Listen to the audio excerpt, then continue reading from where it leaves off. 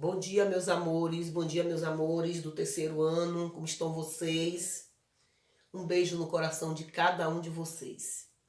Nossa aula de geografia hoje está no módulo de vocês na página 286. Vamos falar um pouquinho sobre como podemos cuidar da natureza, né? Com atitudes simples, podemos demonstrar nosso cuidado com a natureza. Vamos refletir sobre como podemos ajudar a natureza a se recuperar das agressões que nós seres humanos causamos a ela?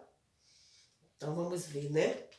Algumas atitudes que podemos demonstrar. Agora vamos falar sobre a exploração dos recursos naturais. A exploração de recursos naturais é importante para o desenvolvimento de algumas atividades econômicas realizadas pelo ser humano. No entanto, problemas ambientais graves podem ocorrer quando essa exploração é feita de maneira inadequada. Então, essa exploração desses recursos naturais, né, ela é importante para o desenvolvimento das atividades econômicas, né?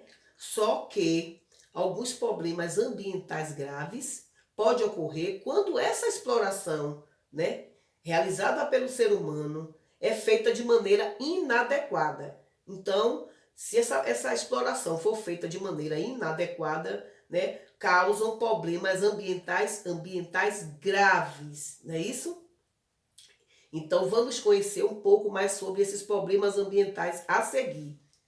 Vamos conhecer sobre esses problemas ambientais graves que pode ocorrer quando essa exploração é feita de maneira inadequada.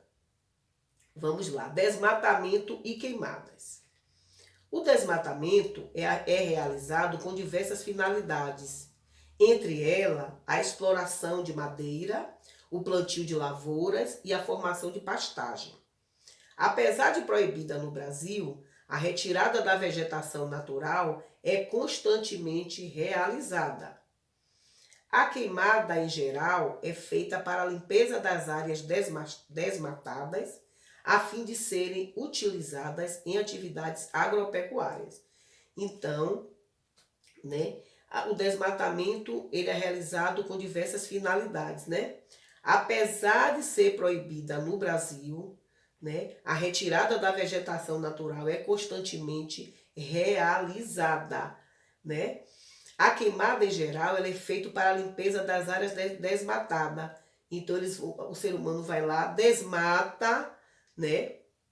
Desmata aquela área, aquele lugar, e depois é feita a limpeza dessas áreas, porque eles queimam, né? Faz as queimadas, e aí limpam aquelas áreas. E aí essas áreas, eles fazem o que nessas áreas que eles limparam? Eles fazem o plantio de lavouras e também a formação de pastagens nessas áreas que já foram, né, feita a limpeza, né, a fim de ser utilizadas nessas atividades agropecuárias que a Pro acabou de falar. Então, para isso que é feita a queimada, em geral, é feita para isso, para limpar a área, né, aquela área que foi desmatada, né, a fim de ser utilizada para essas atividades agropecuárias que a Pro acabou de falar. Essa prática causa danos ao solo e principalmente a poluição do ar, por causa da emissão de gases tóxicos e fumaça. Aí vocês estão vendo a área com ocorrência de queimada. Olha aí como está essa área, né? Como está essa fumaça. Nessa fumaça, né, ela causa emissão de gases e isso causa a poluição do ar, não é isso? Então essa prática causa danos ao solo e principalmente também a poluição do ar, por causa desses gases tóxicos e dessa fumaça. Não é isso? Agora vamos falar sobre a erosão. A erosão é causada por agentes naturais que desgastam o solo, como a ação dos ventos e das águas. O ser humano agrava a erosão no espaço rural com as queimadas e o desmatamento, pois essas práticas deixam o solo desprotegido, com a retirada da vegetação e constantemente exposto às ações erosivas que podem formar grandes buracos no terreno. Então a erosão, ela é formada por esses agentes naturais, eles desgastam o solo, que é a ação dos ventos e das águas. Agora o ser humano, ele agrava essa erosão, né, com as queimadas e o desmatamento, porque ele vai lá nessa área, desmata, né, depois realizam as queimadas.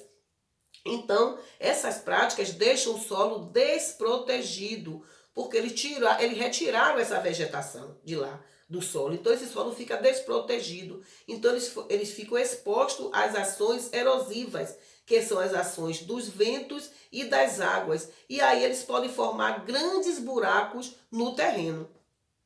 É isso? Na cidade, a erosão também ocorre em razão das infiltrações constantes de água da chuva ou de esgoto no solo, causando dano às moradias e ruas. Então, na cidade ocorrem também essas erosões, né, por causa das infiltrações constantes da água da chuva ou de esgoto no solo, causando danos às moradias e ruas. Aí vocês estão vendo a área com a erosão que inutiliza o solo para o cultivo de lavouras e criação de animais. O solo fica inutilizado, né? Por causa da erosão, né? Não pode haver o cultivo de lavoura e nem a criação de animais no solo do jeito que está, né? Inutilizado por causa da erosão, né? Porque o solo ficou desprotegido, né? Está desprotegido, né? Acabou, eles desmataram, fizeram as queimadas, então o solo ficou, né, sem a vegetação, exposto às ações erosivas, às ações dos ventos e das águas, e aí formam esses grandes buracos no terreno, e aí fica um solo inutilizado tanto para o cultivo de lavouras e para também a criação de animais, né? Fica sem poder fazer esse tipo de, né? Nem fica sem poder fazer o cultivo de lavouras, também não pode nem criar animais no solo como está aí, né? Nesse estado que vocês estão vendo. Então fica um solo inutilizado. Vamos falar agora sobre a poluição do solo. O solo é explorado tanto para as atividades agropecuárias quanto para as atividades industriais e o extrativismo, como de areia e minério de ferro. Então, esse solo é explorado para essas atividades agropecuárias, né? Quanto às atividades industriais e o extrativismo, como de areia e de minério de ferro. Então, o solo é sempre explorado para essas atividades agropecuárias, né? Quanto para as atividades também industriais e também para o extrativismo, não é só as atividades agropecuárias. Essas mesmas atividades, além de explorar o solo, pode também poluir, né? Esse tipo de poluição ocorre com a contaminação por agrotóxicos e resíduos industriais que são jogados no solo. Então, contamina o solo, né? Os agrotóxicos e também resíduos industriais são jogados ao solo, então causam essa poluição também no solo. A poluição do solo também ocorre com a sua contaminação pela deposição irregular de resíduos em lixões a céu aberto, vocês estão vendo aí, né? Ele descartando, fazendo a deposição, né, irregular de resíduos em lixões a céu aberto. Essa área de descarte de resíduos sólidos que sejam lixo a céu aberto provoca a poluição do solo. Geralmente, animais como baratas e ratos são atraídos por esses resíduos e podem também transmitir doenças, né? Porque fica lá, ó, o lixo ali todo, né, jogado a céu aberto. Então, ali naquele lixo geralmente vão animais, né, baratas, ratos, e aí eles podem transmitir doenças para a população. Agora, meus amigos, vamos falar sobre a poluição das águas. Grande parte das atividades econômicas e domésticas depende da utilização de água para serem realizadas, não é mesmo? Essas atividades, ao descartarem de maneira incorreta diversos tipos de materiais, como lixo, esgoto e agrotóxicos, né, em rios, lagos e mares, causam a poluição das águas. Então, as pessoas descartam de maneira incorreta, né, esses tipos de materiais em rios, lagos e mares e aí causam a poluição da água. Portanto, as atividades industriais, agrícolas e pecuárias têm grande participação como poluidoras das águas do planeta, assim como o esgoto doméstico também, que muitas vezes é depositado diretamente nos cursos das águas, né?